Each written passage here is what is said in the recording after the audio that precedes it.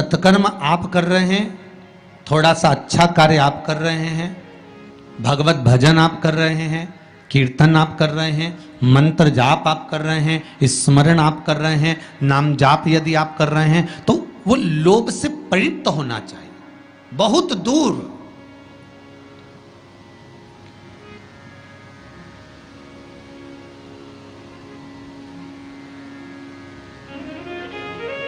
आपके भीतर वो उपजे ना।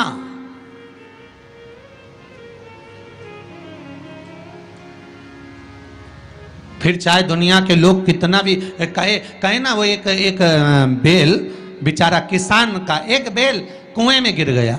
अब कुएं में गिर गया तो किसान का बेल जब कुएं में गिरा तो ये देखा कि कुएं में से बेल को निकालना है। खूब मेहनत करी किसान ने बेल को निकालने की, पर वो बेल निकल नहीं रहा था। बहुत बहुत बहुत बहुत मेहनत करने के बाद भी वो बेल नहीं निकला। बहुत अथक प्रयास करा गया पर बेल नहीं निकला।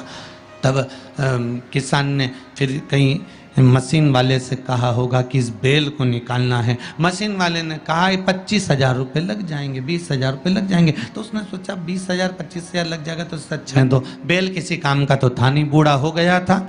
अगर बेल बूढ़ा हो गया है तो इसी कुएं में पड़े रहने दो, मर जाएगा। इसी कुआं भी सूख गया है, इसमें कोई दिक्कत वाली बात नहीं, अपन कचरा पटकते जाएंगे, बेल को वहीं की वहीं दबा देंगे। गाँव के लोगों से कह दिया मेरा बेल कुएं में गिर गया है और ये बूढ़ा हो गया था। एक काम करो, तुम्हारे गांव का जितना भी कचरा है ना, घर वाले वो सब लाकर इसमें डालते जाना। बेल मर जाएगा, धीरे धीरे उस पर मिट्टी डल जाएगी। गांव के लोगों ने कचरा लाकर डालना चालू करा। जैसे जैसे बेल के पास में कचरा पटकना प्रारंभ करा, बेल भी समझदार था। इधर कचरा पटकते तो इधर पांव रखकर खड़ा हो जाता, इधर पटकते तो इधर पांव रखकर खड़ा हो जाता। धीरे धीरे पूरा कुआं भराते चले गया और बेल कचरे पर पांव रखते रखते रखते रखते रखते रखते बाहर।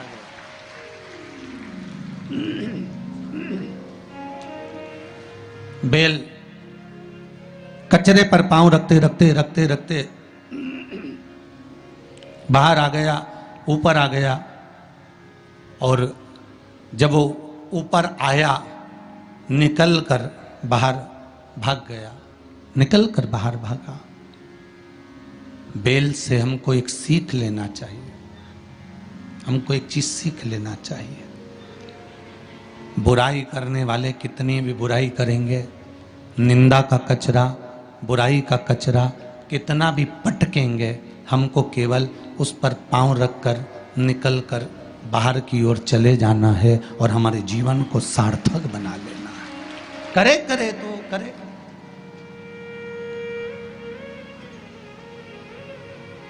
अब शब्द कहने वाला कहता रहे, ताने देने वाला देता रहे, गाली देने वाला देता रहे। अपनी शिव भक्ति, अपना स्मरण, शंकर का अनुमोदन होता रहे, बस इसका ध्यान रखना। बैसाख के महीने में 9वीं तिथि को माता जानकी का प्रागट्य हुआ है पृथ्वी से।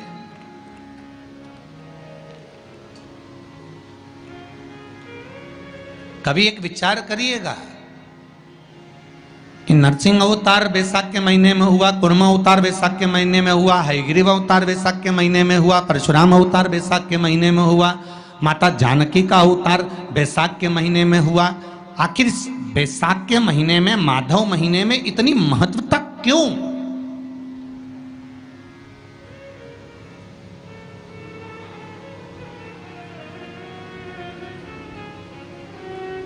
बैसाख के महीने में पड़ने वाली एकादशी, चतुर्थी, प्रदोष, अमावस्या, पूर्णिमा, शिवरात्रि, ये सभी इतनी महत्वपूर्ण क्यों हो जाती है?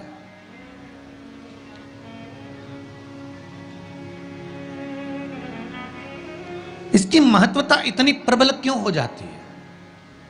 किस लिए? क्योंकि बैसाख का जो महीना पड़ता है, सूर्य की संपूर्ण तपन, सूर्य देव अपने पूर्ण तेज के साथ में, पूर्ण तेज के साथ में मृत्यु लोक के निवासियों पर, चाहे जलचर हो, थलचर हो, वायुचर हो, चाहे जो जीव हैं उस पर जब किरण फेंकते हैं तो संसार का जो मनुष्य है उस पर जब ताप पड़ता है तो ताप पड़ने के कारण उसके मुख से भगवान का नाम निकल ही जाता है, स्मरण नाम निकल ही जाता है। जब उसके मुख से भगवान का नाम निकलता है तो वो भगवान की शरणागति खुद ग्रहण कर लेता है स्वयं।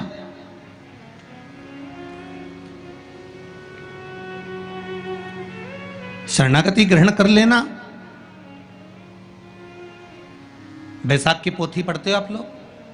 आप में से अगर कोई पढ़ता हो बैसाख महीने की पोथी तो उसमें एक वर्णन आता है,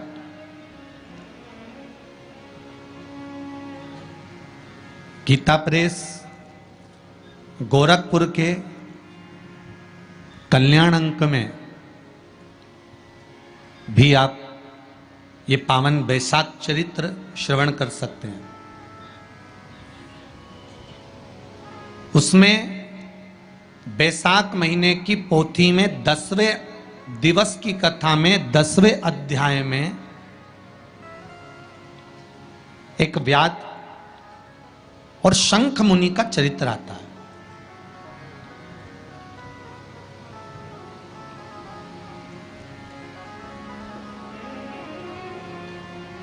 शंख मुनि एक बार निकलकर भगवान शंकर के मंदिर में जल समर्पित करने के लिए जा रहे थे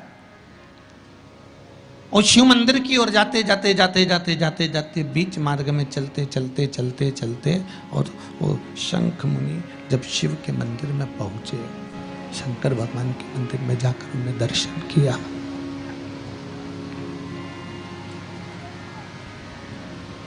जल का पात्र उठाया और वो जल का पात्र उठाकर जब भगवान शिव को समर्पित कर रहे थे तो उसी समय